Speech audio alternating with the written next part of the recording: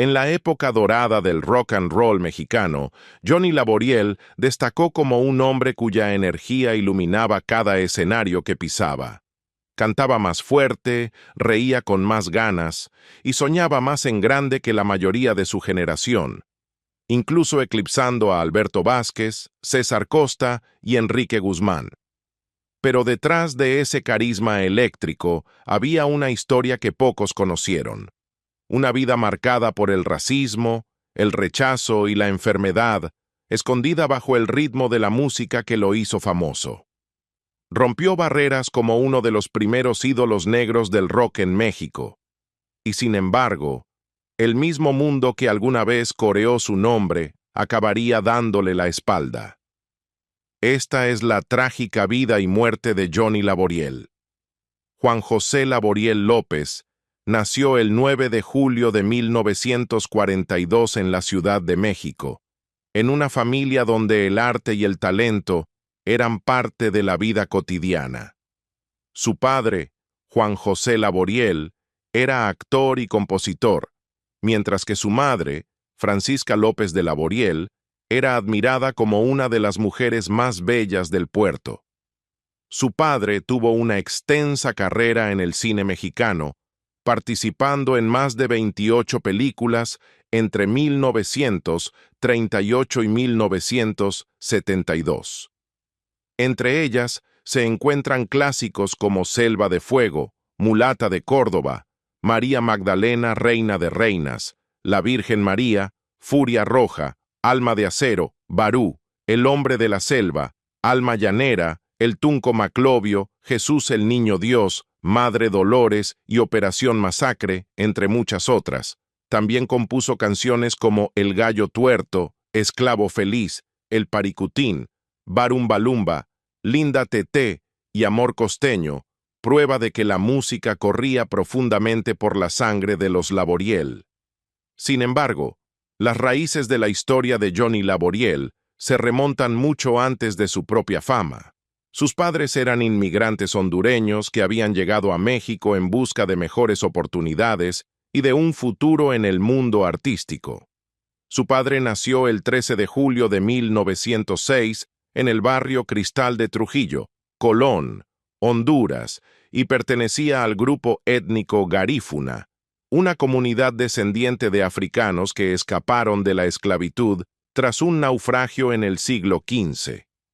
Proveniente de una familia humilde, la familia de Juan José no le permitió casarse con Francisca, quien era la primera actriz garífuna proveniente de una familia adinerada.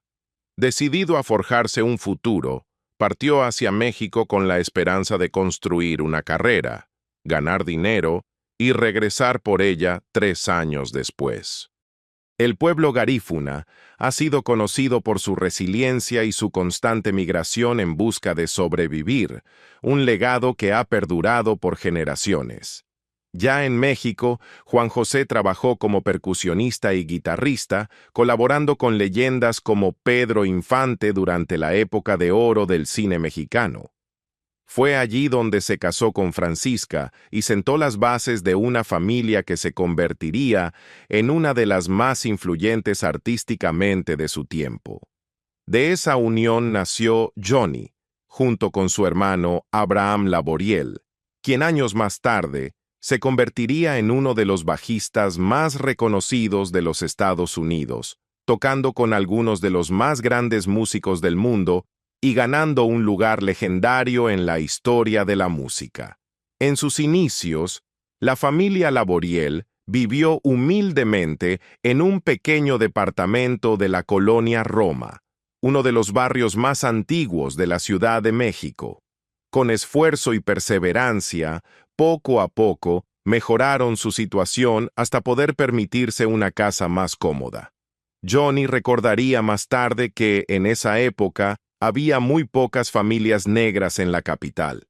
Me sentía como un oso polar caminando por la plaza principal de la Ciudad de México, decía con humor, aunque sus palabras reflejaban la soledad que a menudo sintió por ser diferente. De niño, pasaba gran parte del tiempo en la calle, mezclándose con las pandillas del barrio que rondaban cerca de la Romita, una zona dura pero llena de vida, famosa por sus personajes y su orgullo local. Una de esas pandillas se llamaba Los Pueblerinos, porque varios de sus miembros vivían en la calle Puebla. Todos tenían apodos coloridos: La Lagrimita, Pitol, El Loco, y Johnny era conocido como La Ceniza de Roma. En una de sus confesiones más sinceras, admitió que su mayor error fue haber golpeado a un hombre que, sin saberlo, tenía gran poder e influencia. El incidente lo llevó a pasar un breve tiempo en prisión, en el penal de Lecumberri, conocido como el Palacio Negro, la misma cárcel que alguna vez albergó a Juan Gabriel. Me hundieron, dijo Johnny años después. Aprendí cosas malas de los reclusos. Su confesión aparecería mucho tiempo después en un reportaje publicado el 21 de enero de 2003. A pesar de aquellos tropiezos iniciales, el espíritu de Johnny nunca se quebró. Entre sus estudios y las peleas callejeras, alimentó una creciente pasión por la música. A comienzos de los años 60, con apenas 17 años, decidió dedicarse a ella de manera profesional. A mediados de esa década, se enteró de un concurso de radio que buscaba un nuevo vocalista para un grupo dirigido por los hermanos Portales. Seguro de sí mismo y lleno de energía, Johnny se presentó y ganó. En entrevistas posteriores, explicó que su triunfo no se debió solo a su voz, sino también a su carisma.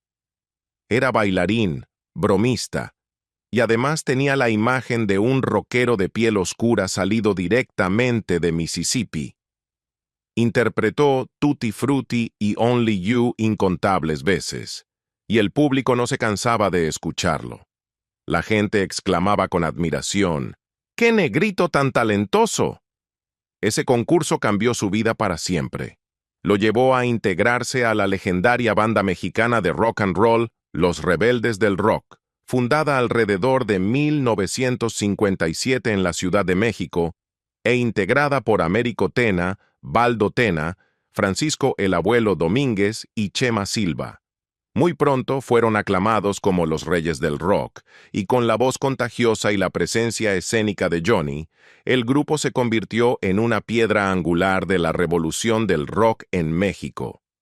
Por sugerencia del actor y empresario teatral Jesús Martínez Palillo, el grupo adoptó oficialmente el nombre Los Rebeldes del Rock.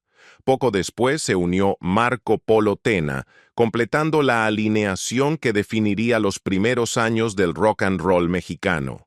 En ese tiempo, la escena musical de México aún estaba dominada por los ritmos glamorosos de las rumberas, el sonido romántico de las grandes orquestas y las melodías lentas de los boleros. Entonces llegaron los rebeldes del rock, ruidosos, audaces y sin disculpas. Rompieron con todas las reglas, trayendo a México un sonido crudo, rápido y rebelde.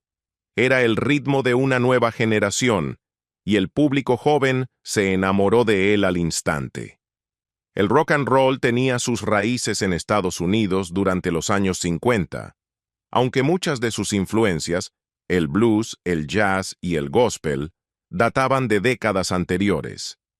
A mediados del siglo XX, artistas estadounidenses como Elvis Presley habían llevado el género a la fama mundial, mientras que en Inglaterra, músicos como Mick Jagger y Keith Richards de The Rolling Stones ayudaban a moldear su evolución. Sin embargo, los verdaderos pioneros, los que crearon la esencia del rock and roll, fueron Chuck Berry, Little Richard y Jerry Lee Lewis, cuya energía explosiva inspiró a toda una generación, incluyendo a jóvenes artistas mexicanos como Johnny Laboriel. Con Los Rebeldes del Rock, Johnny alcanzó la fama gracias a éxitos como El Pequeño Ángel y Melodía de Amor. Su voz única y su carisma lo convirtieron rápidamente en el alma del grupo, logrando más de 50 éxitos radiales y consolidando su lugar como uno de los primeros ídolos del rock en México. Pero la fama tuvo un precio. En una entrevista de los años 90, Johnny reflexionó sobre esa etapa de su vida, reconociendo que, aunque le trajo éxito y reconocimiento, también lo arrastró a graves problemas personales. Lo que comenzó como un sueño se transformó en algo más oscuro, una espiral de excesos y rebelión.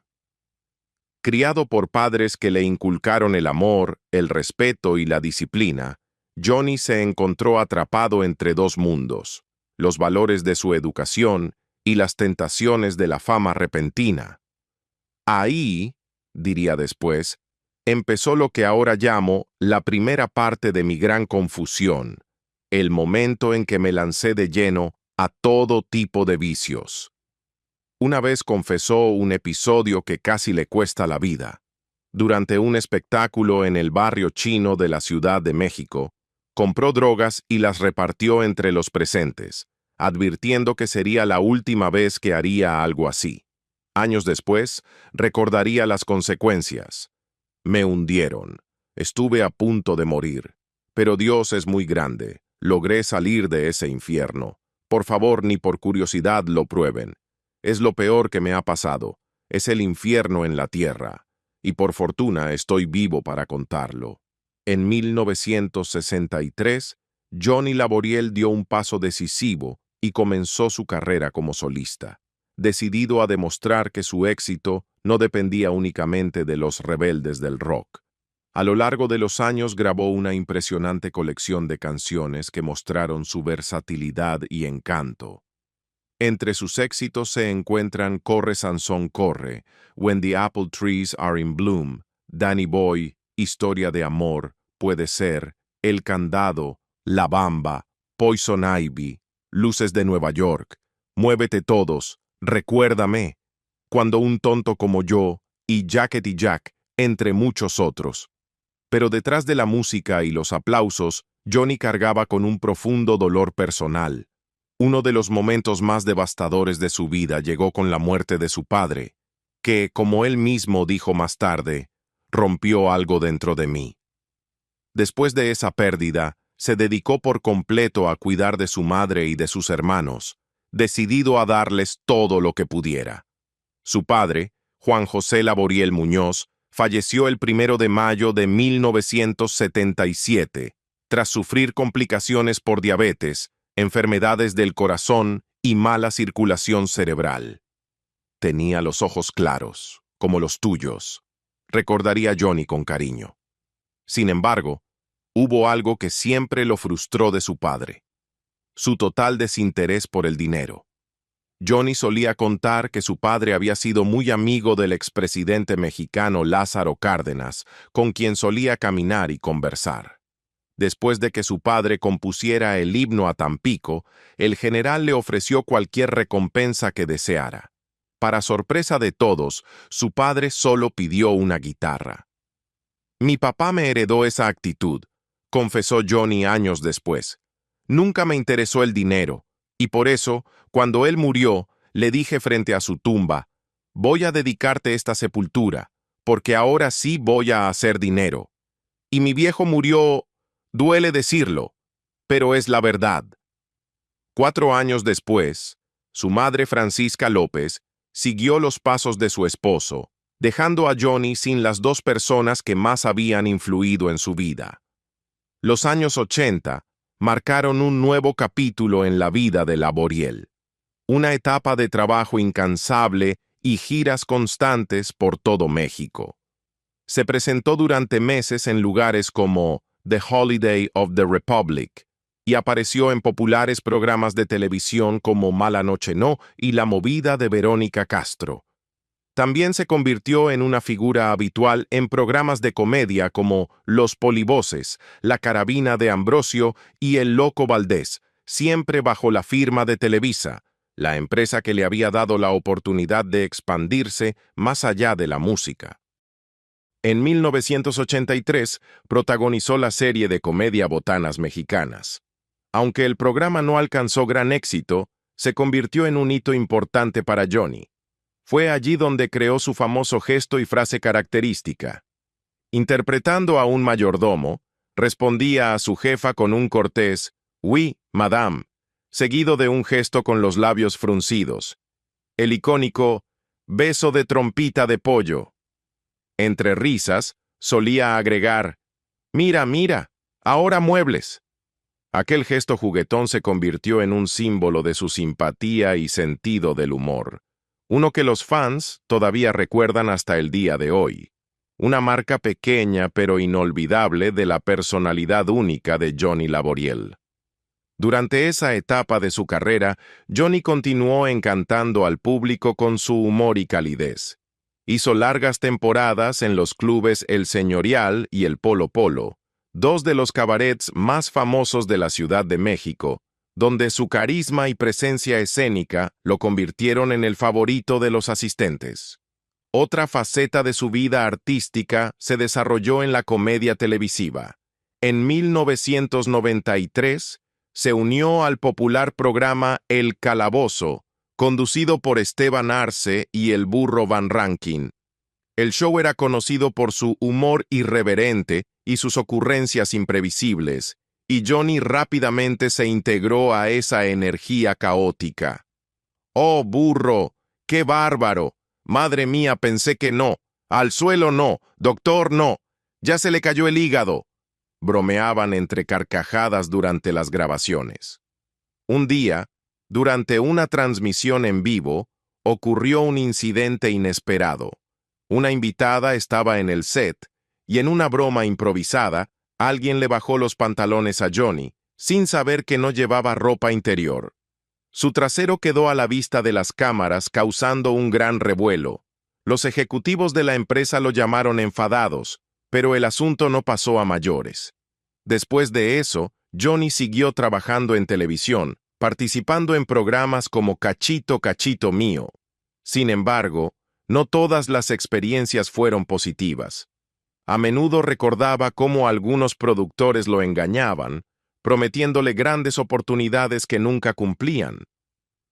«Puedes evocar algo, sí, sin decirlo», bromeó una vez. «Ah, me acuerdo cuando estaba en la Caravana Corona». En 1999, Laboriel regresó a la actuación, integrándose al elenco de la telenovela Nunca te olvidaré, producida por Juan Osorio y protagonizada por Edith González y Fernando Colunga. La serie era un remake de una producción anterior de Ernesto Alonso titulada Los locos crean castillos y los cuerdos los habitan. Ese mismo año marcó un punto de inflexión. Johnny recibió la oportunidad de grabar nuevamente, esta vez con una nueva compañía discográfica, y de participar en el renacimiento del cine mexicano con la exitosa película Todo el Poder, dirigida por Fernando Sariñana. Laboriel coescribió e interpretó el tema principal, Tómbola, junto a Alejandro Rosso, del grupo Plastilina Mosh.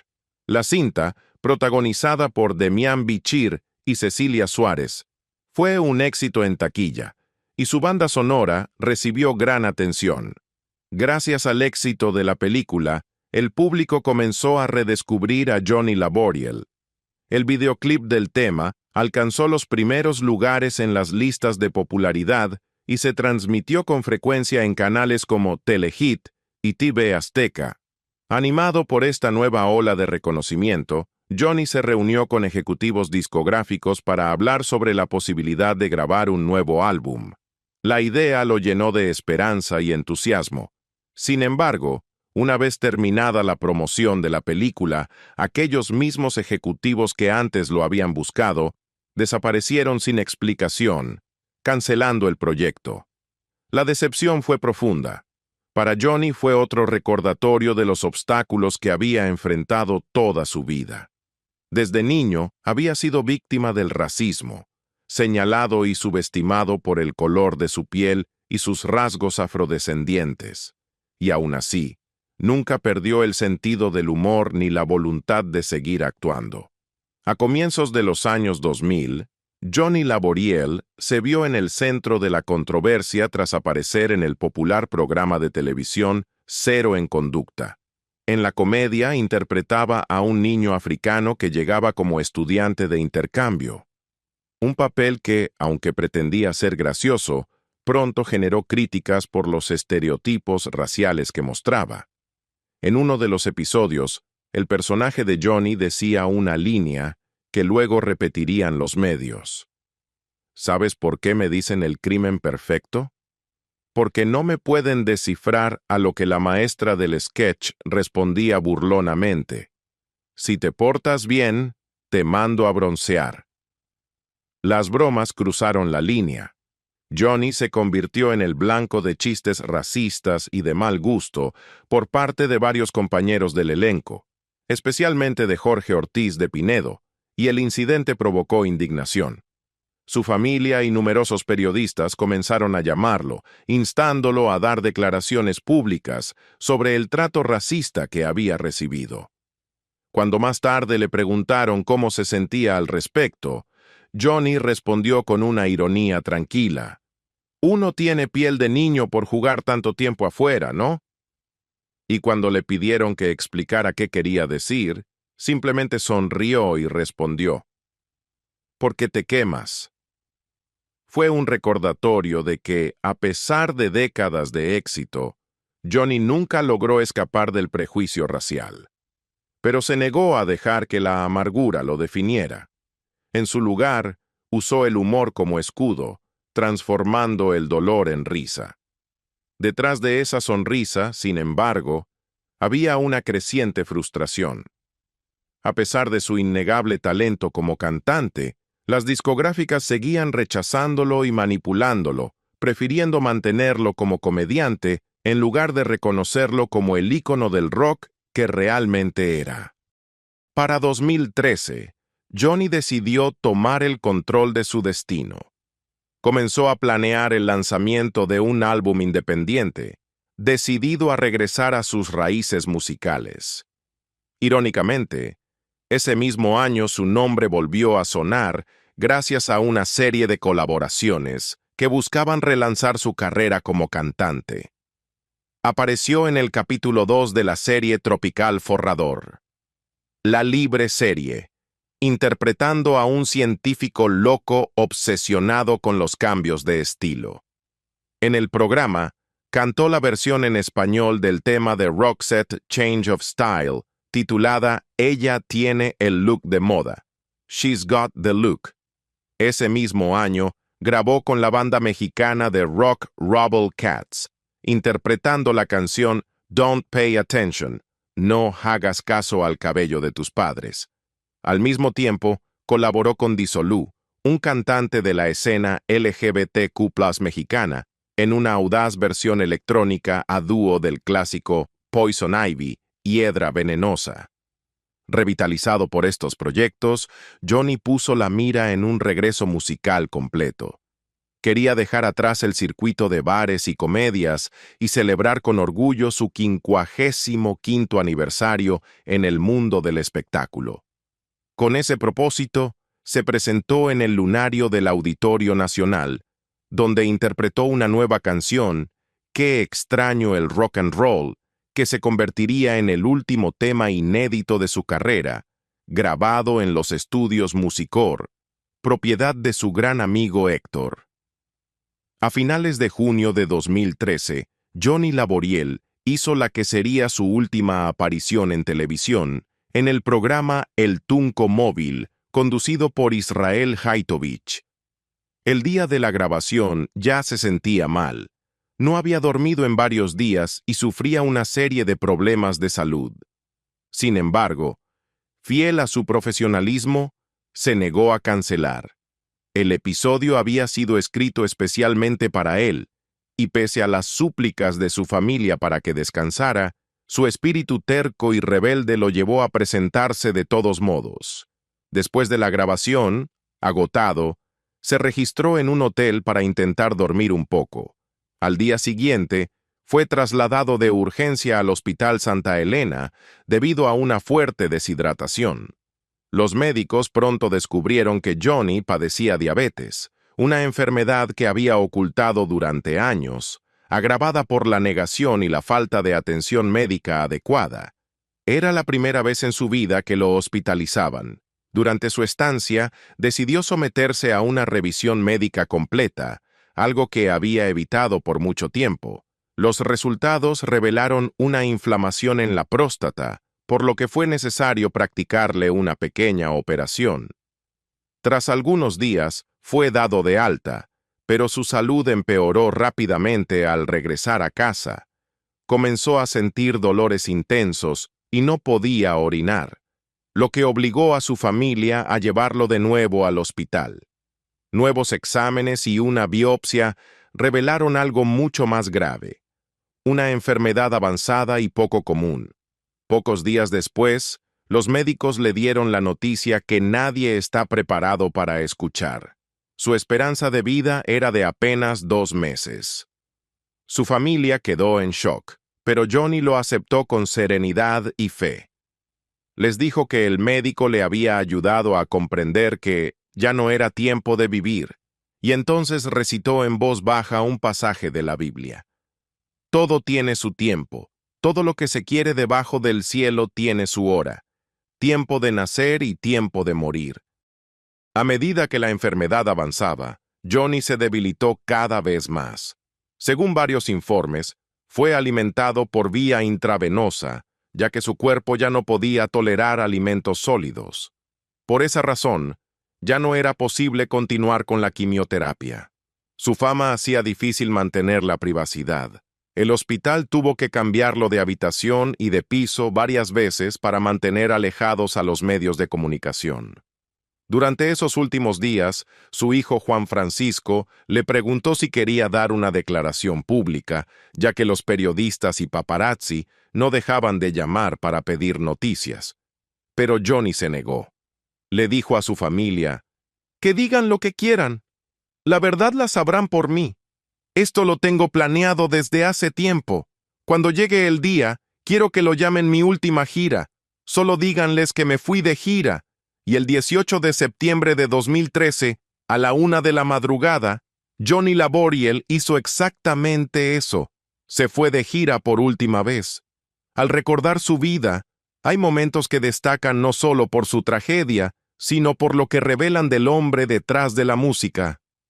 Aunque Johnny formó parte de la generación dorada del rock mexicano, junto a Manolo Muñoz, Alberto Vázquez, César Costa y Enrique Guzmán, nunca gozó de los mismos privilegios ni de la misma cercanía con ellos. Tras el éxito de los rebeldes del rock, muchos de sus compañeros lanzaron exitosas carreras como solistas, mientras que el camino de Johnny fue mucho más difícil. La prensa insinuaba a menudo la razón. Johnny no era blanco. Nunca atacó públicamente a Televisa ni a la industria, pero en entrevistas posteriores reconoció, con discreción, que el racismo había influido en las oportunidades que se le negaron.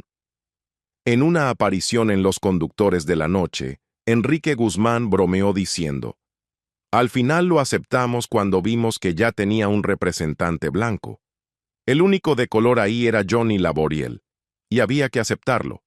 Pero ahora ya han salido muchos más Johnny, como siempre», respondió con ingenio en lugar de enojo. Cuando le preguntaron qué lo diferenciaba del resto de aquella generación pionera, sonrió y dijo, «La única diferencia entre ellos y yo es que ellos tienen ceros en el banco, y yo no». También reveló que la exitosa canción Mi Pueblo había sido escrita originalmente para él, pero la rechazó porque todavía era leal a los rebeldes del rock. Finalmente, la canción fue grabada por César Costa, convirtiéndose en un éxito rotundo. «Cuando llegué al pueblo en que nací, solo verlo me hizo feliz», decía la letra. Un triunfo que lo llevó a giras, películas y fama. Años después, Johnny confesó entre risas, «Si me la ofrecieran otra vez, ni preguntaría dónde firmar». Al final, la vida y la necesidad llevaron a Johnny a explorar otros caminos artísticos, especialmente la comedia, donde volvió a alcanzar popularidad. Pero incluso en sus momentos más cómicos, nunca dejó de recordarle al público que, ante todo, era un cantante, y uno grandioso. Porque mucho después de que se apague la risa, canciones como Melodía de Amor y El Rock del Angelito siguen sonando, prueba de que la voz de Johnny Laboriel, llena de alma y fuego, fue única en su especie. Y aún en la muerte, su eco persiste, alegre, desafiante e inolvidable.